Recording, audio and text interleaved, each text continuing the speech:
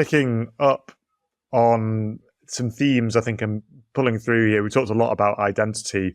Mm. I'd like to know a little bit about what might be driving you, but also other people that are linked to this nascent idea. So I get the impression that there's a feeling of estrangement and dispossession probably going on amongst European peoples, and I think you'd find political commentators talking about that with regards to the recent EU elections, the European Parliament elections on June the 9th, the upcoming French elections, which would have taken place by the time this episode comes out, and also the Dutch elections earlier on in the year as well, or sorry, later last year, but the government formed later this. Do you get the impression that most people drawn to Anglo-futurism are driven by similar things, or is there something else? Is it that they're highly ambitious about, for instance, space exploration, and they just want to see the rising to prominence once more of Britain, or is there something that is yearning for a sense something's lost? I think it can be all of those things. Firstly, people want to feel good, and your identity is the foundation of that feeling good. If your identity is negative, it's very hard to feel good. And so if what neoliberalism is kind of giving us is a very negative reading of our identity, then people are going to rebel against that. Why would you stick with a reading of your identity that makes you feel, oh, and then you actually look into history and you're like, oh, this is a completely one-sided reading of my identity. And actually other groups that have a great sense of their self and their identity have, they have their own problems just the same as we do. No one's got a perfect history. It's ridiculous, I'm very much into hip hop and that culture, and it was a very empowering culture for them and culturally confident. And I'm like, that looks good. I want to feel confident about my culture. My culture is no better or worse. It's just what it is. And so I think there's definitely that.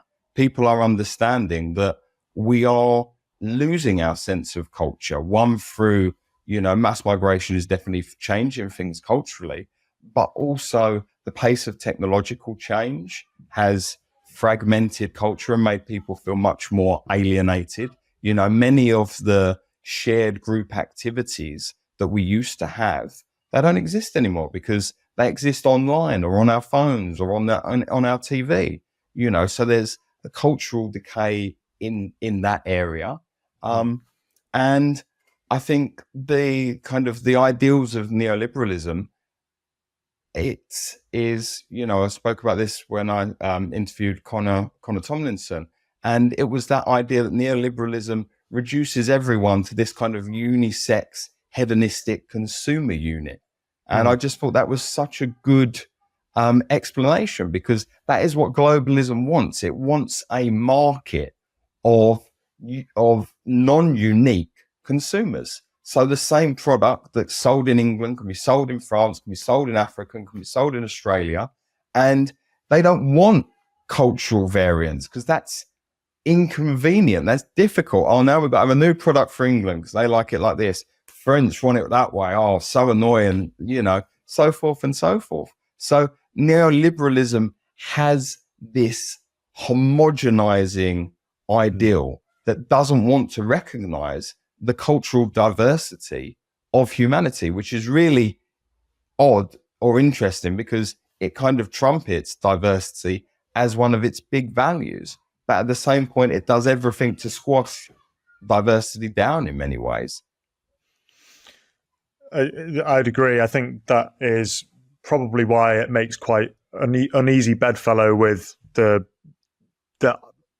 political ideology of multiculturalism, which it then trumpets to try to show that we can all get along. That there is an approach, as you just described, where it views everyone as undifferentiated human matter. There's another Yes. term that you'll hear Connor Tomlinson, Mary Arrington using.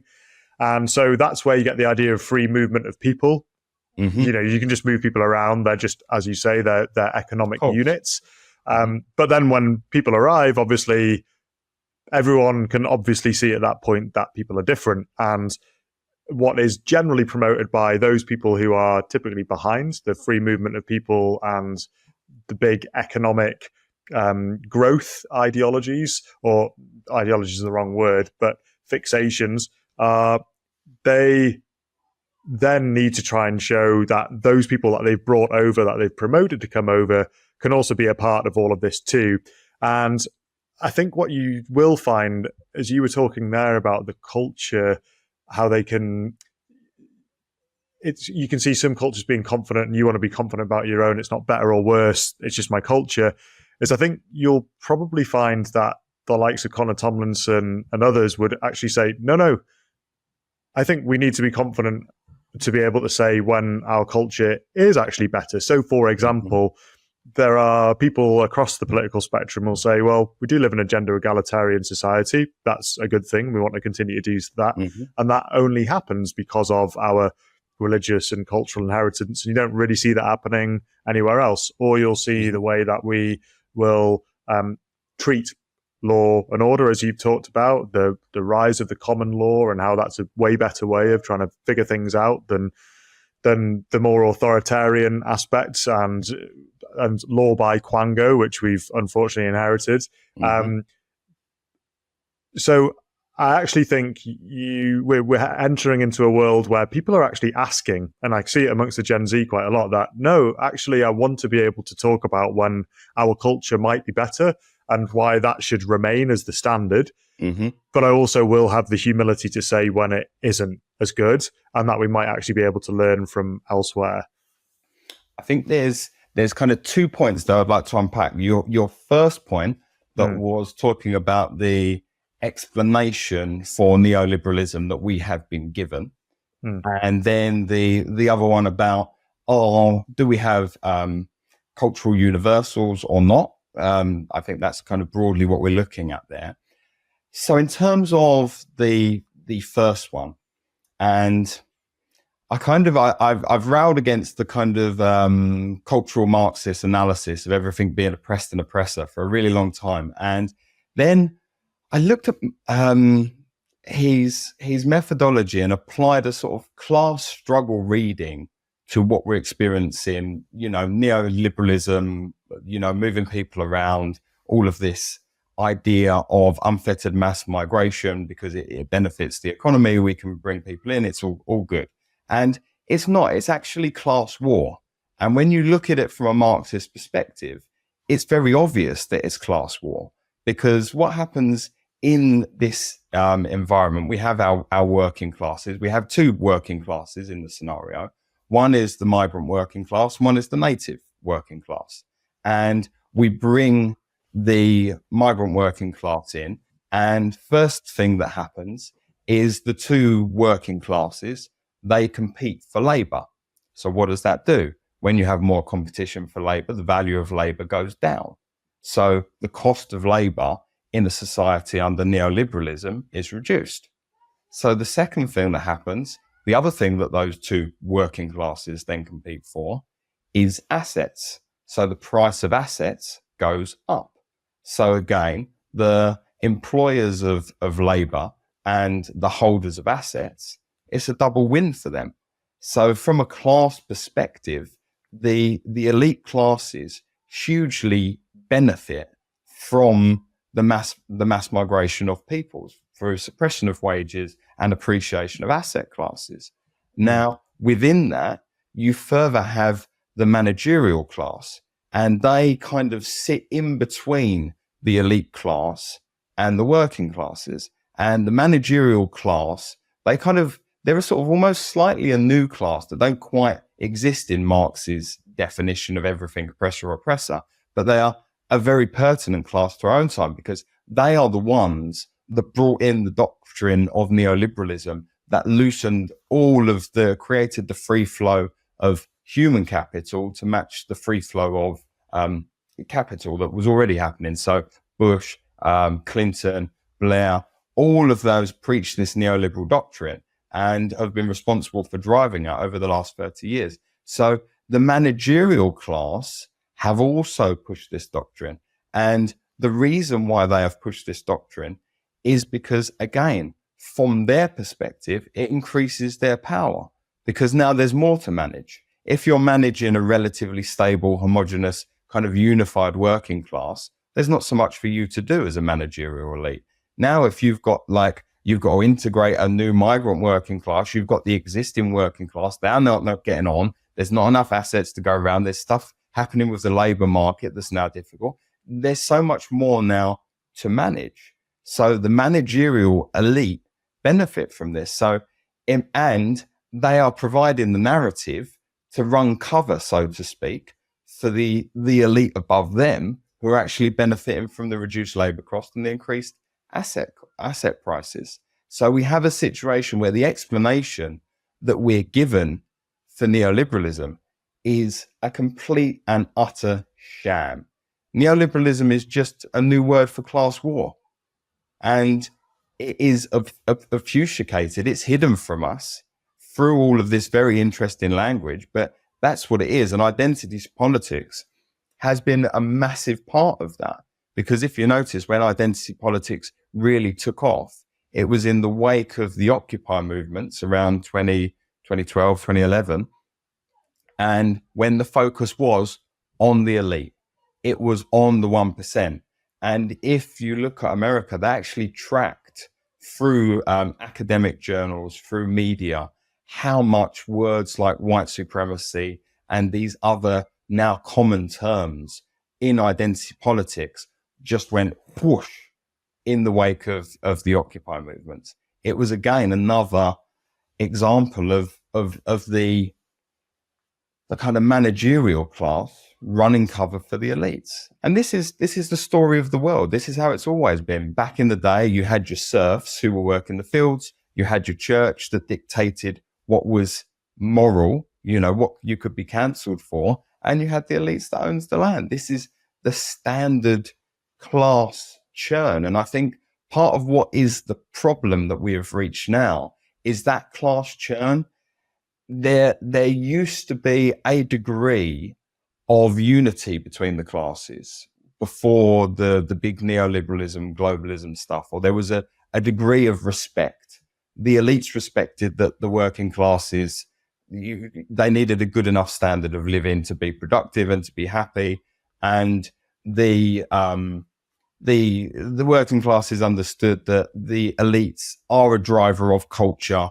They create a lot of the art, they create a lot of the literature, all of this stuff, or they're the patrons of it, like with the Renaissance. And whereas now we have incredibly decadent, shallow, disinterested elites that feel no, agreement, if you like, or shared interest with the working classes. And what we're seeing, what you mentioned across Europe and everywhere else, is the working classes are realizing that we have to do a reset.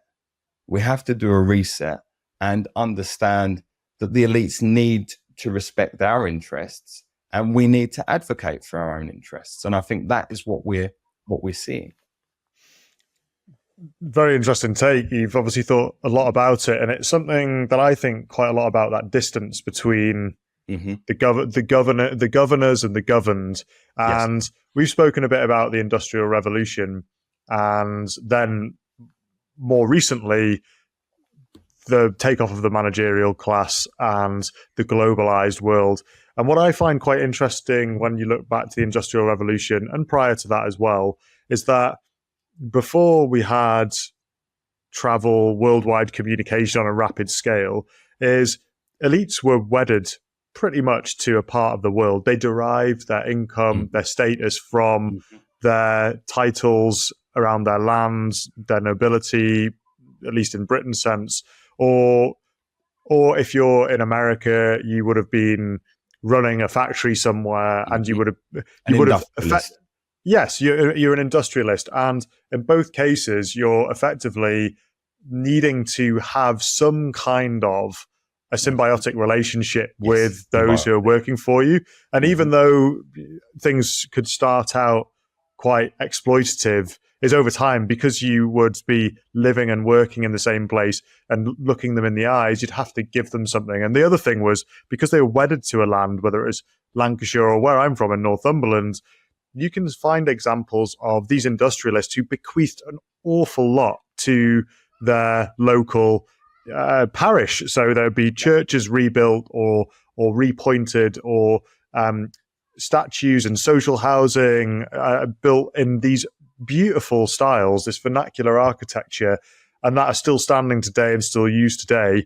And all there was an economic downturn, they'd start building follies, just putting people to work because they felt responsible for them. And yet, in the world where we manage things by spreadsheets, we all our governing class generally sit in, you know, a distant air-conditioned building in some metropolitan centre or cosmopolitan centre, and are focused on global issues rather than local issues, there is no social contract anymore, because those people are numbers on a spreadsheet ultimately, and we are at the mercy, I would say, of international finance. And we see people caring more about building their property portfolios in faraway cities and allowing people to do the same here than could ever possibly allow for any kind of reconnection of a social contract between elite and everyone else.